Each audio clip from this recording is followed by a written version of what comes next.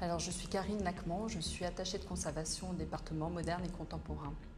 Donc ici, vous êtes dans la galerie des bijoux, dans la partie contemporaine du musée des arts décoratifs. Et je vais essayer de vous définir ce qu'est un bijou de mode. L'ancêtre du bijou de mode, en fait, est le bijou, ce qu'on appelait le bijou d'imitation. Au XVIIIe siècle, vous avez une personnalité comme Frédéric Strass, donc, qui va mettre au point, faire breveter comme ça un cristal de plomb qu'il va le colorer avec des oxydes métalliques. Et en fait, cela va imiter le diamant, hein, c'est ce qu'on appelle les strass. Et donc, il est vrai que les bijoutiers vont raffoler de ces pierres. Hein. Les lapidaires vont se mettre justement à tailler comme ça des pierres d'imitation. Et en 1867, ce qui est intéressant, c'est que vous avez une corporation qui se fonde, la corporation des bijoutiers fossetiers, qui vont également travailler le bijou d'imitation pour pouvoir rivaliser avec la haute joaillerie, ses parures. Et donc cela va avoir vraiment un certain succès hein, à l'exposition universelle de 1900. Vous avez toute une section hein, de parures, de bijoux fantaisie comme ça, qui auront un très très grand succès. La haute joaillerie travaille principalement avec des pierres précieuses, que ce soit les diamants, les saphirs, les émeraudes, les rubis et aussi certaines pierres fines. Donc ici vous avez des parures de haute joaillerie dans ces deux vitrines. Le bijou de mode n'est pas non plus ce qu'on pourrait appeler le bijou d'artiste. Hein. Le bijou d'artiste, ce sont essentiellement des plasticiens, donc des sculpteurs, des peintres hein, comme Picasso, Braque, Calder. Ici, vous en avez plusieurs exemples, ou Alberto Giacometti, hein, qui vont réaliser comme ça en pièces très limitées, voire même uniques, des séries de bijoux.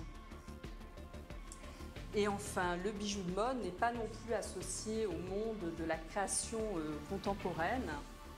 Hein, ces créateurs conçoivent et réalisent entièrement leurs bijoux. Hein, et ils conçoivent ça comme un art vraiment à part entière. Donc ici, vous avez plusieurs exemples comme ça de bijoux très contemporains, réalisés justement par des créateurs qui vont revendiquer hein, le statut d'artiste. Le bijou de mode va vraiment acquérir ses lettres de noblesse avec la haute couture. Au début du XXe, hein, que ce soit Worst ou Jean Doucet, ce sont des gens qui vont être attirés par les parures. Mais ce sont surtout en fait la deuxième génération hein, qui arrive en 1912, Paul Poiret, Madeleine Vionnet, Jeanne Lanvin, qui vont beaucoup s'intéresser à la parure. C'est-à-dire que le vêtement va commencer à dialoguer avec le bijou. Il va être vu comme un ensemble. Hein. C'est vrai que la silhouette féminine est revendiquée, hein. Elle est épurée, donc on a besoin de sautoirs, on a besoin de bracelets manchettes, de colliers de chien. On a besoin de ceintures, de pendants, et donc ils vont concevoir la silhouette comme un ensemble, un petit peu comme les décorateurs ensembliers à la même époque d'ailleurs. Le bijou de mode est souvent anonyme. C'est toujours le nom du couturier qui est crédité, c'est-à-dire que le couturier va lancer sa tendance, sa collection, le parurier va réaliser des maquettes et après les petites mains dans les ateliers, dans le plus grand secret, voilà, vont vraiment modéliser et réaliser un bijou, que ce soit des bracelets, des colliers, des boucles d'oreilles. Et ce qu'il y a d'intéressant, c'est qu'à partir de 1930, justement, vous avez deux grandes créatrices. C'est Elsa Schiaparelli, sa grande rivale à l'époque, c'est Gabrielle Chanel. Toutes les deux vont permettre aux paruriers de signer leurs pièces. Donc ça, c'est vraiment nouveau, parce que le créateur de bijoux sort de l'anonymat.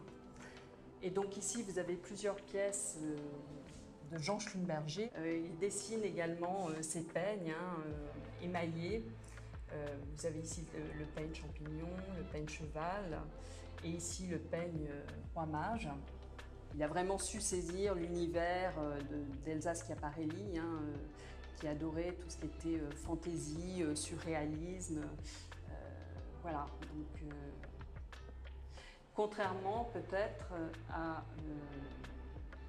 Gabrielle Chanel, qui s'inspire plutôt des bijoux de l'antique, des bijoux indiens, des bijoux byzantins dans ses parures, comme on peut le voir ici.